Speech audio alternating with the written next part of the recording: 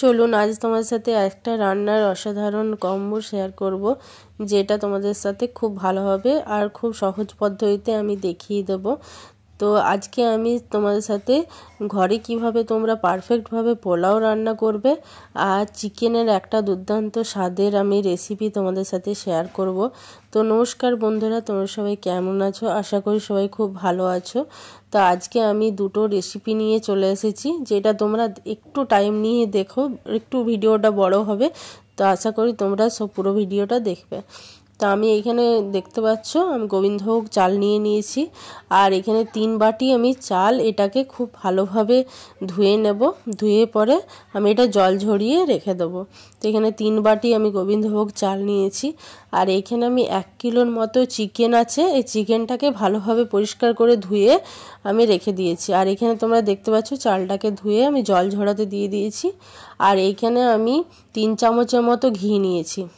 তো ঘিটা একটু শক্ত হয়ে গেছে, যেহেতু শীতকালে জানোই ঘি খুব বসে যায়, উঠতে ওঠে না, ওই জন্য আমি বাটিতে বের করে রেখেছিলাম। এবার আমি দিয়ে দিলাম ঘিটা, 3 চামচের মতো ঘি দিয়েছি। আর এখানে গ্রেট করা আদা, আমি 1 চামচের মতো গ্রেট করা আদা আমি দিয়ে দিলাম। এবার আমি কাজু কিশমিশ দিয়ে দেবো। তো কাজু কিশমিশটা খুব বেশি ভাজবো না, একটু সামান্য হালকা ভেজে নেব। তো আর এর মধ্যেই আমি দিয়ে দেবো হলুদ গুঁড়ো। তা আমি এখানে ফুড কালার ইউজ করছি না, তা আমি হলুদের গুঁড়ো ইউজ করছি, ওই জন্য আমি 2 চামচ আমি এখানে হলুদ গুঁড়ো দিয়ে দিলাম। তো এই পর্যায়ে তোমরা যদি হলুদ গুঁড়োটা দিয়ে দাও, তাহলে হলুদের যে একটা কাঁচা গন্ধ থাকে সেটা চলে যাবে তেলের মধ্যে, ঘিয়ের মধ্যে দিয়ে দিলে। আর এখানে আমি চালটাও দিয়ে দিলাম একসাথে। তো এখানে চালটা দিয়ে দিচ্ছি। তো আমি এখানে চালটাকে খুব ভালোভাবে ভেজে নেব। এবার চালটাকে আমি একটু করে ভাজবো, ভালোভাবে ভেজে নেব চালটাকে ঘিয়ের সাথে। আর বন্ধুরা তোমাদের বলে রাখি, আমি এখানে পুরনো চাল নিয়েছি, একটু পুরনো চালটা, ওই জন্য আমার জলটা আমি যে পরিমাণ দেব, সেটা আমি জলটা একবারে দেব না, বারে বারে জলটা দেব। তোমাদের পুরোটা ভিডিওটা দেখলে তোমরা বুঝতে পারবে। এখানে তেজপাতা আর গোটা গরম মশলা দিয়ে দিলাম, লং, এলাচ, দারচিনি। এবার আমি খুব ভালোভাবে মিশিয়ে নিচ্ছি। এবার আমি দিয়ে দেবো চিনি। তো তোমরা যে যে পরিমাণ চিনি খেতে পছন্দ করো, মিষ্টিটা খেতে পছন্দ করবে, সেই অনুযায়ী চিনিটা দিয়ে দিও। আমি এখানে যে বাটিতে আমি চালটা নিয়েছি, সেই বাটির আধ বাটি আমি এখানে চিনিটা দিয়ে দিলাম, আর 1 চামচের মতো লবণ দিয়ে দিলাম। এবার আমি জল দেব। তা আমি প্রথমে এখানে 2 বাটি জল দেব। যেহেতু আমার চালটা একটু পুরনো, ওই জন্য আমার বুঝতে সুবিধা হওয়ার জন্য আমি এখানে প্রথমে কম জল দেব, 2 বাটি জল দিয়ে দিলাম। এবার আমি কিছু কাঁচা লঙ্কা দিয়ে দিচ্ছি। এবার ঢাকা দিয়ে এটাকে 7-8 মিনিটের মতো হতে দেব। তো জলটা ফুটে গেছে, এবার আমি ঢাকা দিয়ে এটাকে 7 মিনিটের মতো হতে দেব। তো 7 মিনিট পর ফিরে আসছি। তো এইখানে দেখো জলটা পুরোটা টেনে নিয়েছে, আর 1/2 চামচের মতো গরম মশলা দিয়ে আমি ভালো করে মিশিয়ে নিচ্ছি চালটার সাথে। তো যেহেতু পুরনো চাল, তো তোমাদের কাছে যদি নতুন চাল হয়ে থাকে, তো নতুন চালে পোলাও একটু ভেবেচিন্তে করতে হয়, জলটা একটু দেখে শুনে দিতে হয়, ওই জন্য আমি পুরনো চাল নিয়েছি। পুরনো চালে পোলাওটা জলের পরিমাণটা বুঝতে সুবিধা হয়। আরও এখানে আধ বাটির মতো জল দিয়ে দিলাম।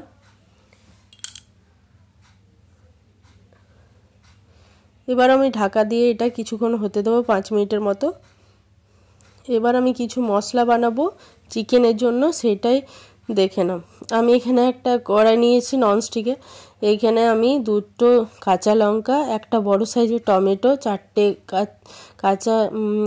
কাঁচা লঙ্কা, 2টো পেঁয়াজ, আর একটা বড় সাইজের টমেটো, আর এখানে কিছু রসুন নিয়ে নিয়েছি, 2 কোয়া রসুন, তার মধ্যে যতটা রসুন হয়েছে ততটাই নিয়েছি। আর এখানে একটুখানি জল দিয়ে দিলাম, আধ কাপের মতো। এবার এটাকে খুব ভালোভাবে সেদ্ধ করে দেবো, ঢাকা দিয়ে সেদ্ধ হতে দেবো।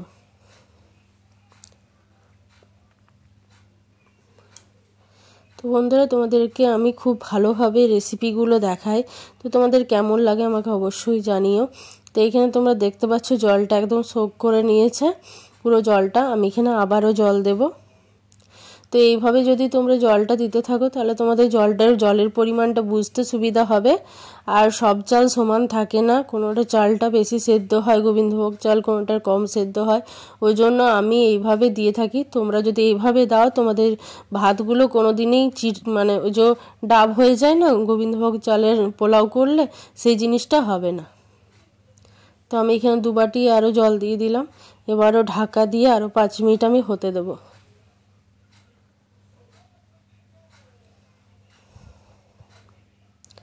তো তোমরা যদি এইভাবে বানাও তাহলে তোমাদের অসুবিধা হবে। তো ঢাকা খুলে দেখলাম আরও জল লাগবে, আরও 2 বাটির মতো জল দিয়ে দিলাম।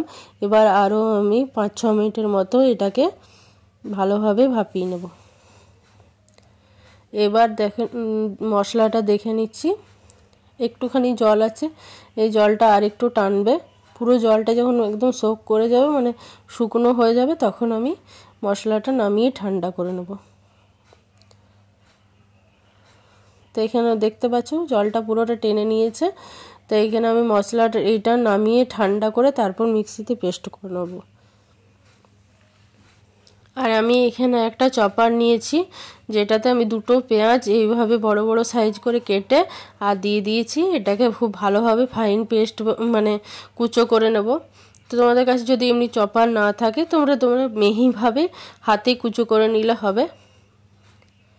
তবে অনেকটা পেঁয়াজ থাকলে এমনি চপারে সুবিধা হয়, ওই জন্যই চপারটা আমি ইউজ করলাম। এবার আমি 2 চামচ সাদা তেল নিয়ে নিয়েছি। এবার আমি মাংসটাকে খুব ভালোভাবে ভেজে নেব। এটাকে নেড়ে চেড়ে একটু ভালোভাবে ভেজে নেব। তো চলুন পোলাওটা একবার দেখে নিই।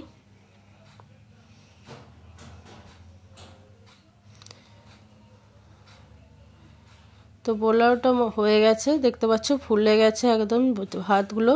তো এখানে হয়ে গেছে পোলাওটা। আর 1 চামচ ঘি ছড়িয়ে আমি এটা নামিয়ে নেব। তো এখানে পোলাওটা পুরো রেডি হয়ে গেছে, দেখতে পাচ্ছ ঝুরঝুরে হয়েছে। তো তোমরা যদি এই প্রসেসে বানাও তোমাদেরও এইভাবে ঝুরঝুরে হবে। আর এখানে চিকেনটাও হয়ে গেছে, কালারটা চেঞ্জ। এবার আমি চিকেনটা নামিয়ে নেব। আর এখানে একটা ভাজা মশলা আমি ইউজ করব চিকেনের মধ্যে, সেটাই তোমাদের সাথে শেয়ার করছি। ধনে, জিরে আর এখানে গরম মশলা নিয়েছি, গোটা গরম মশলা আর গোলমরিচ আর একটা শুকনো লঙ্কা। এইগুলো ভালোভাবে আমি মিক্সিতে পেস্ট বানিয়ে নেব একটু গরম করে। আর এখানে পেঁয়াজ কুচো আর সাদা তেল নিয়েছি, সেটার মধ্যে পেঁয়াজের কুচোটা দিয়ে দিলাম। এবার আমি যে পেস্টটা মানে যে মশলাটা সেদ্ধ করে রেখেছিলাম সেটার পেস্ট বানিয়ে দিয়ে দিলাম পুরোটা। এবার মশলাটাকে খুব ভালোভাবে কষিয়ে নেব। তো বন্ধুরা আজকের আমি রেসিপিটাতে হলুদ ইউজ করব না, এটা কালারটা অন্য ধরনের হবে। একটু কাশ্মীরি লঙ্কার গুঁড়ো দিয়ে দিলাম আর এখানে লবণ দিয়ে দিলাম পরিমাণ অনুযায়ী। এবার আমি মশলাটাকে খুব ভালোভাবে কষিয়ে নেব, মিডিয়াম আঁচে মশলাটাকে কষিয়ে নেব। আর এখানে 1 চামচের মতো ধনে গুঁড়ো দিয়ে দিলাম আর একটুখানি জল দিয়ে দেব। এবার মশলাটাকে খুব ভালোভাবে কষিয়ে নেব।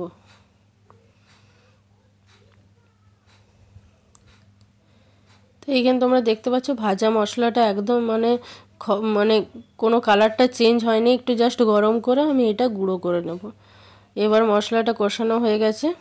এবার দিয়ে দিলাম আমি একদম গ্যাসের আঁচটা একদম লো করে আমি দই দিয়ে দিলাম, ফেটিয়ে রেখেছিলাম দইটা, সেই দইটা দিয়ে দিলাম। এবারও আরও ভালোভাবে তেল ছাড়া অবধি এটাকে ভালোভাবে কষিয়ে নেব। তো আজকের এই চিকেনের রেসিপিটা তোমরা যদি একবার বানিয়ে খাও তো তোমাদের খুব পছন্দ হবে, খুব টেস্টি হয়েছিল, একটু অন্য ধরনের। সবসময় একই রকম চিকেনের রেসিপি খেতে ভালো লাগে না, কিন্তু এই রেসিপিটা দারুণ হয়েছিল খেতে। তোমরা একবার বাড়িতে বানিয়ে তোমরা খেতে পারো, তো তোমাদের খুব পছন্দ হবে। আর এখানে চিকেনটা দিয়ে দিলাম। এবার আমি এটাকে ঢাকা দিয়ে দিয়ে একটুখানি কষিয়ে নেব। আর এখানে কিছু কাসুরি মেথি আমি পাতাটা দিয়ে দিলাম।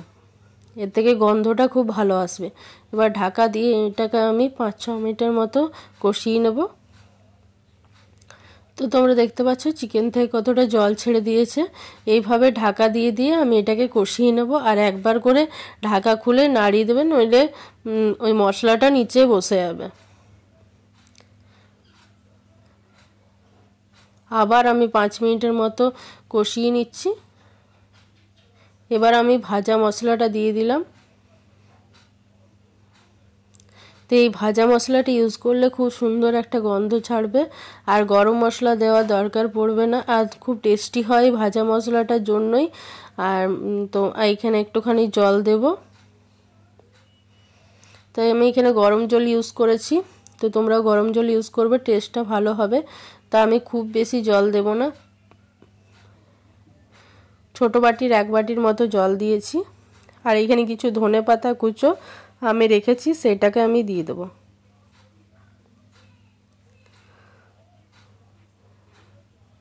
এবার আমি এটাকে ঢাকা দিয়ে 6-7 মিনিটের মতো হতে দেবো, একদম মিডিয়াম আছে।